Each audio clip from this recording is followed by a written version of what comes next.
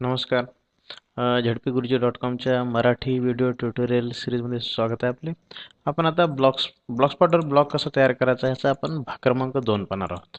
पहिल्या भागामध्ये आपण ब्लॉगस्पॉट्समध्ये नवीन अकाउंट तयार केलेले आहे. आता या या व्हिडिओ सिरीजमध्ये आपण पाहणार आहोत तर नवीन ब्लॉगमध्ये टेक्स्ट, इमेजेस आणि व्हिडिओ कसे एंटर करायचे आणि त्यापूर्वी आपण पाहूया डिझाईन्स कसे निवडायचे दिलेल्या ब्लॉगस्पॉटवरची. ब्लॉगस्पॉटची डिझाईन आपण त्यांचीच डिझाईन वापरूया सध्याला तरी. ठीक आहे.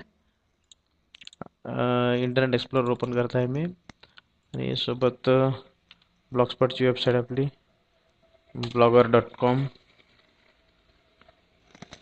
आपण सुरुवातीला आपल्या ब्लॉगवर जाणार आहोत. माय स्कूल ZPPS हिनी या नावानं आपण ब्लॉग बनवलेला होता.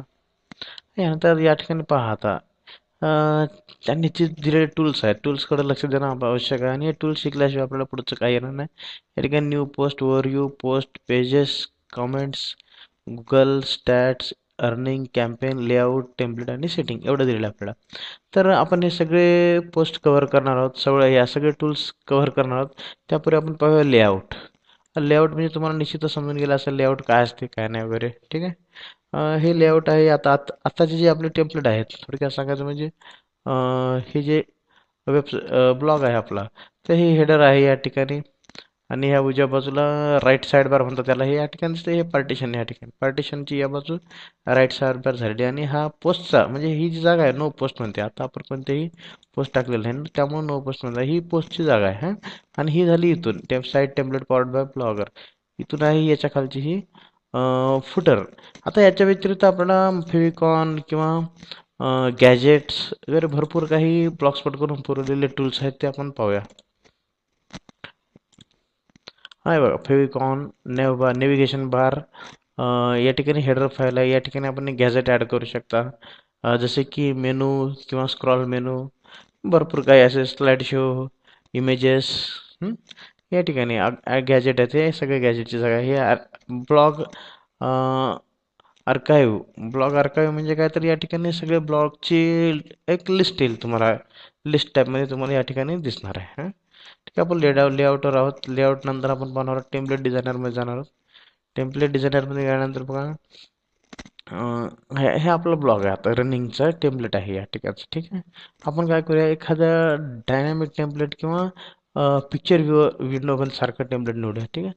पिक्चर्स. हे बघा लगेच चेंज झालं दिसून येईल आपल्याला.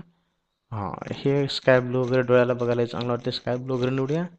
ठीक आहे. या ठिकाणी बघा आपण त्याचा प्रिव्ह्यू सुद्धा या ठिकाणी दिसून येत आहे. मी या ठिकाणी आता हा प्रिव्ह्यू दिसल्यानंतर या काय करणार आहे मी अप्लाय टू ब्लॉग या ठिकाणी करणार म्हणजे हा प्रिव्ह्यू किंवा हे टेम्पलेट मी आपल्या ब्लॉगला अप्लाय करणार आहे. अप्लाय टू ब्लॉगवर मी क्लिक केलेलं आहे. आता व्ह्यू ब्लॉग करूया आपण म्हणजे ती डिझाईन आपल्या ब्लॉगला लागू झाली की नाही पाहूया. व्ह्यू ब्लॉग आलेली आहे. आता यानंतर आपल्याला टेम्पलेट सिलेक्ट करायचं कसं ते आपल्याला माहीत झालेलं आहे. आता यासोबत आपण काय पाहूया याच्यामध्ये नवीन टेक्स्ट आणि इमेजेस आणि व्हिडिओज कसे ॲड करायचे ते. याविषयीचा व्हिडिओ माझ्या मते जर पुढचा व्हिडिओ आपण लवकरच घेतला तर व्हिडिओ हा वाढत जाईल आणि त्याची साईज पण जास्त होईल. त्यामुळे मी काय करतो पुढील नवीन टेक्स्ट आणि व्हिडिओज ॲड करणे किंवा इमेजेस ॲड करण्याचा व्हिडिओ त्यासाठी भाग नंबर 3 निवडूया. ठीक आहे. ओके.